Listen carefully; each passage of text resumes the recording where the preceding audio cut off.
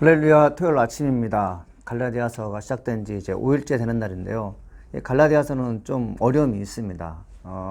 제가 말씀드렸나요? 갈라디아서를 이제 1장부터 쭉 읽어보면 그 칭찬이라는 말이 하나도 안 나옵니다.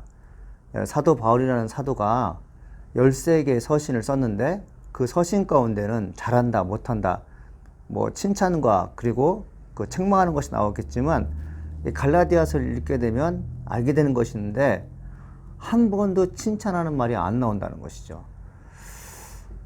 과연 하나님은 우리들에게 무슨 말씀하실 때 한 번도 칭찬하지 않을 만큼 죄를 많이 진 것일까요? 그건 아니겠죠. 우리가 하나님 말씀을 들을 때는 그 칭찬을 하기도 하시고 또 그렇지 못할 때는 책망을 하시지만 책망이 우리를 미워서 책망하시는 게 아니라 어떻게 하면 잘 할 수 있을까? 어떻게 하면 예수님의 사도가 되어서 제자가 되어서 복음을 증거하는 훌륭한 사람이 되기를 원하시는 하나님의 마음일 것입니다. 오늘은 갈라디아서 2장 6절로 10절까지 말씀을 증거하겠습니다. 한번 읽어보겠습니다. 유력하다 하는 이들 중에 본래 어떤 일이든지 내게 상관이 없으며 하나님은 사람을 애물로 취하지 아니하시나니 저 유력한 이들은 내게 의무를 더해 준 것이 없고 도리어 그들은 내가 무할례자에게 사도로 삼으시니가 또한 내게 역사하사 날 이방인의 사도로 삼으셨느니라. 베드로에게 역사하사 그를 할례자의 사도로 삼으시니가 또한 내게 역사하사 날 이방인의 사도로 삼으셨느니라. 또 기둥같이 여기는 야고보와 게바와 요한도 내게 주신 은혜를 알므로 나와 바나바에게 친교의 악수를 하였으니 우리는 이방인에게로 그는 할례자에게로 가게 하려 함이니라. 다만 우리에게 가난한 자들을 기억하도록 부탁하였으니 이것은 나도 본래부터 힘써 행하여 왔노라. 아멘. 말씀을 듣기 전에 이렇게 복음성가 가서 제자 삼으라 찬양을 듣고 말씀을 듣겠습니다.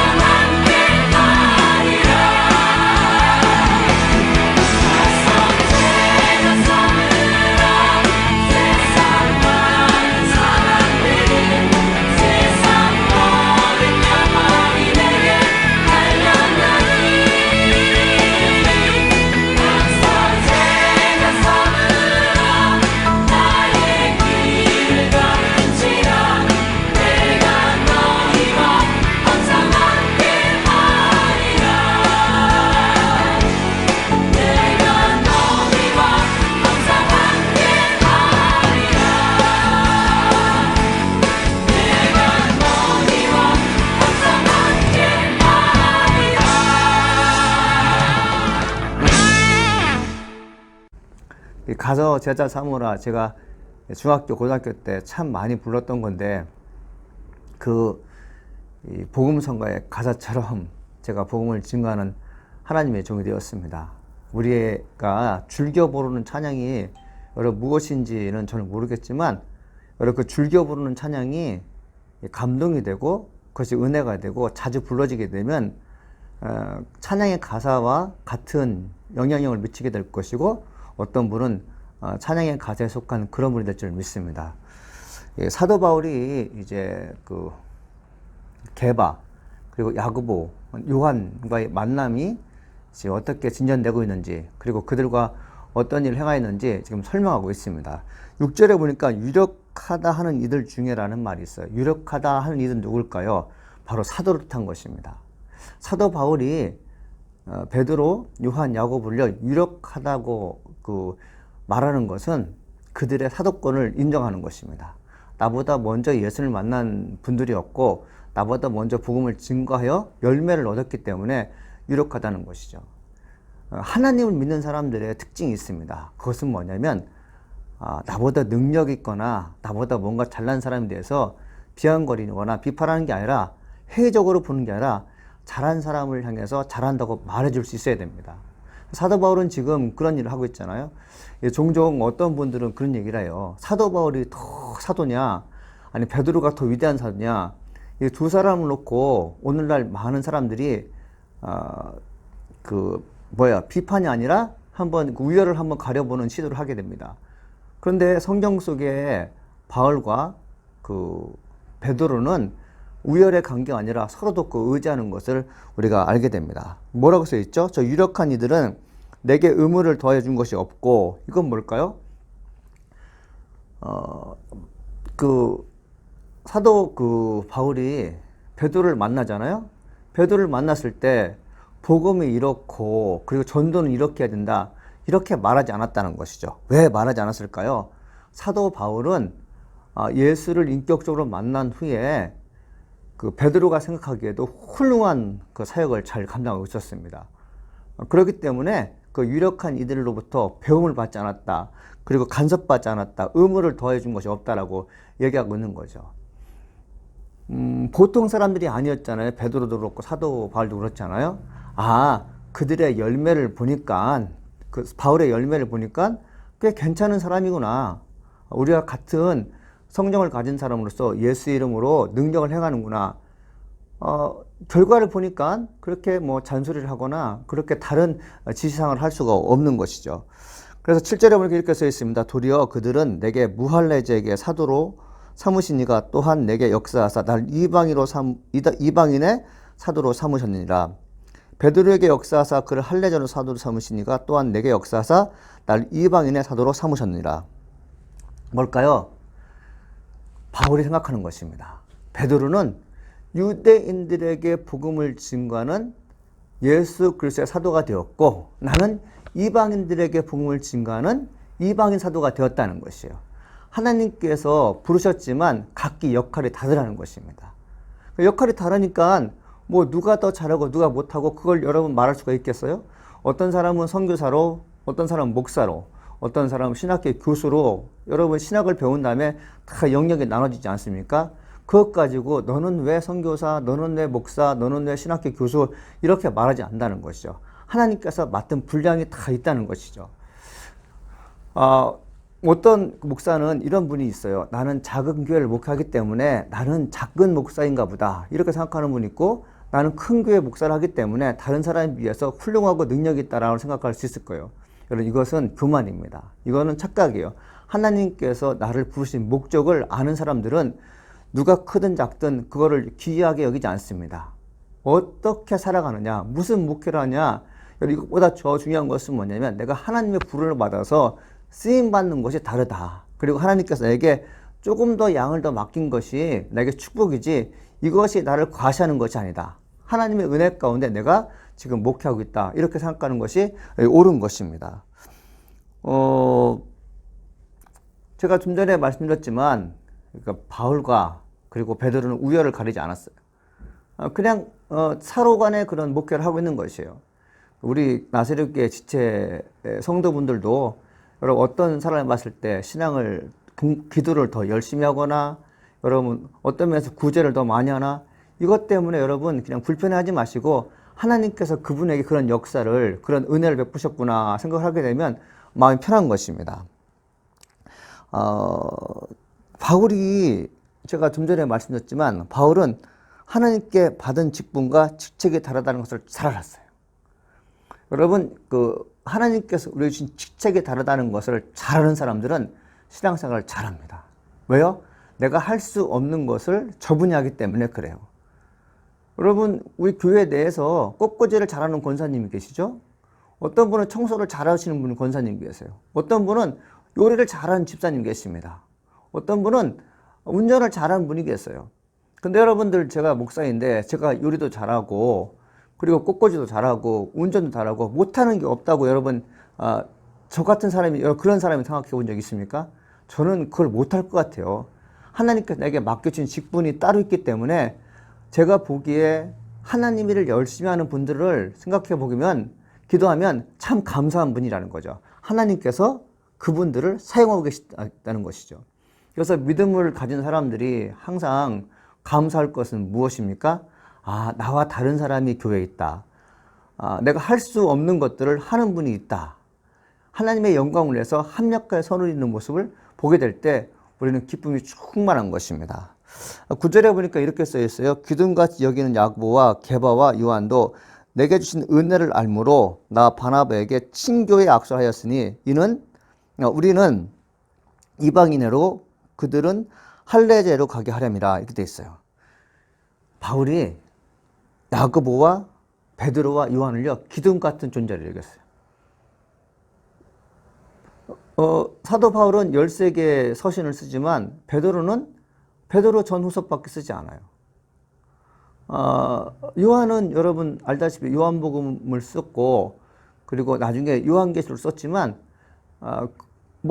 요한이 더 높다 그리고 사도 바울이 더 높다 이 평가를 할 때 여러분 책의 분량으로 따지면 바울이 훨씬 더 많이 썼죠. 그러나 그것 때문에 사도의 여러분 우열을 가릴 수 없는 것입니다. 강조하지만 교회는 우열을 가리는 것이 아니라 하나님의 일을 하고 있느냐 이게 더 중요한 것이에요. 하나님의 일을 성실히 하고 있느냐 이게 더 중요한 것이기 때문에 우리는 교회에서 사람을 놓고 우열을 가리는 것은 여러분 바람직하지 않는 것이죠. 서로 간에 여러분 존중해 주는 것이에요. 기둥 같은 하나님의 종들 베드로, 야고보, 요한이 있지만 나 역시 기둥 같은 존재지는 않지만 하나님께서 맡겨준 사명이 있다. 그러면 정확하게 얘기하죠. 뭐죠? 내게 주시는 은혜를 알므로 그저 그 유력한 사람들 기둥 같은 베드로와 요한과 야고보도 내가 무엇을 하는 사람인지 안다는 것이에요. 또 그들이 어떤 일을 했습니까? 바울과 바나바에게 친교의 악수를 청했다. 여러분 남자 사이에서 서로 간에 악수를 청한다는 것은 어떤 의미입니까? 당신을 인정합니다. 당신은 존경받을 만한 일을 하고 있습니다. 하나님께서 당신을 사용하고 있습니다. 우리 함께 합력과의 선을 이룰 수 있는 그런 존재가 되었으면 좋겠습니다라는 마음의 표시가 아니겠습니까? 그러면서 한마디 더 하죠. 우리는 누구예요? 바나바와 바울은 이방인에게로 그들은 누구예요? 야고보와 게바와 요한은 할례제에게 가게 함이라. 나는 할례 받지 않은 이방인에게 가서 복음을 증거하는 자라면 유력한 자들 기둥 같은 야고보와 요한과 베드로는 할례자에게 즉 유대인들에게 복음을 증거하는 자다 이렇게 얘기하고 있는 거죠. 서로 인정하니까 여러분 싸움이 없는 것입니다. 불편함이 없는 것이에요. 하나님 앞에서 여러분 영광된 삶은 사람들은 바로 이런 사람인 것입니다. 당신이 하는 게 참 은혜롭습니다. 당신이 하는 게 참 보기 좋습니다. 나도 당신이 하는 것을 따라가고 싶지만 나는 내가 할 수 있는 일이 따로 있습니다. 당신은 하나님께서 주시는 은사가 다르고 나 역시 다르기 때문에 나는 하나님께 주시는 은사를 겸허하게 받아들이며 그 일을 충실하게 할 것입니다. 이런 태도를 갖는 거죠. 예수님의 제자 베드로, 야고보, 요한도 그 바울이 주신 역할을 잘하고 있었고 또 바울도 바나바도 베드로와 요한과 야고보에게 주신 역할이 여러분 잘 알았던 거죠. 그러니까 서로 기쁜 마음으로 여러 사역을 도와주고 있는 걸 볼 수 있습니다. 10절입니다. 다만 우리에게 가난한 자들을 기억하도록 부탁하였으니 이것은 나도 본래부터 힘써 행하여 왔노라. 사도 바울이 왜 예루살렘에 왔을까요? 복음을 증거하러? 예, 그것도 마찬가지죠. 그것도 맞는 말입니다. 근데 그 바울이 예루살렘을 방문한 것은 뭐냐면 그 당시에 기근이 있었습니다. 어려움이 있었죠. 그래서 사도 바울은 이방인 교회에서 받아온 연보, 즉 구제금을 예루살렘 지역에 나눠주게 오신 거죠. 하나님의 종들이 여러분 복음을 증거하는 방법이 여러 가지입니다. 여러분 우리가 이제 땅속에서 기름 있잖아요. 그 기름을 석유를 캐내게 되면 그 석유를 가지고 뭘 합니까? 어떤 사람은 자동차 기름을 만들죠. 자동차 기름을 만들기 위해서는 정유회사를 만들잖아요. 또 어떤 사람은 옷감을 만듭니다. 옷감을 만들기 위해서는 여러분 의류 공장을 만들겠죠. 어떤 사람은 그 기름을 가지고 여러분 방을 따뜻하게 난방을 할 수 있도록 기름을 만듭니다. 등유를 만들겠죠. 자, 등유를 만들어서 방을 따뜻하게 하든 자동차 기름을 만들어서 자동차를 탈 수 있도록 정유회사를 만들든 옷을 만들어서 여러분 사람에게 팔 수 있는 의료 공장을 만들든 원료는 하나라는 것이요. 이 석유라는 기름을 가지고 다양하게 사용한다는 거죠. 복음도 이와 똑같습니다. 우리가 가지고 있는 복음을 가지고 어떻게 하면 효율적으로 복음을 증거할 수 있을까? 이 고민을 하는 사람들이 사실은 지혜로운 자들이에요. 이 사람들에게 있어서 여러분 열정을 보게 됩니다. 이 사람을 통해서 열매가 있게 돼요. 하나님 말씀을 받았어요. 하나님 말씀을 받은 것으로 끝나는 게 아니라 이 말씀을 어떻게 하게 하면 복음을 잘 증거할 수 있을까를 고민하는 것입니다. 이른 아침 새벽마다 말씀을 듣는 소수의 인원들은 하나님께서 여러분들에게 주고자 하는 메시지가 있어요. 무엇입니까? 바울이 이방인들, 그러니까 유대 말고 다른 나라 사람들에게 복음을 증거하는 이방인의 그릇이 되었고, 바울이 유대인들에게 복음을 증거한 사도가 된 것처럼 오늘 말씀을 듣는 여러분에게도 목적이 있다는 것이에요. 말씀을 듣고 그냥 멈칫거리는 게 아니라 하나님께서 내주신 말씀 가지고 어떻게 하면 복음을 증거할 것인가를 꼭 고민하는 것입니다. 여러분 그것은 다양하게 할 수 있어요. 여러분 우리 모두 다 하나님께서 말씀을 받았어요. 똑같이 받았어요. 그런데 내가 말씀을 증거하는 방법은 다를 수 있습니다. 어떤 사람은 음식을 잘 만들어서 여러분 사람을 초대함을 하여 그들에게 복음을 증거할 수 있고, 어떤 사람들은 어려운 일을 당할 때 도움을 주는 사회성이 있기 때문에 그 사회성을 가지고 도와줄 수가 있는 것입니다.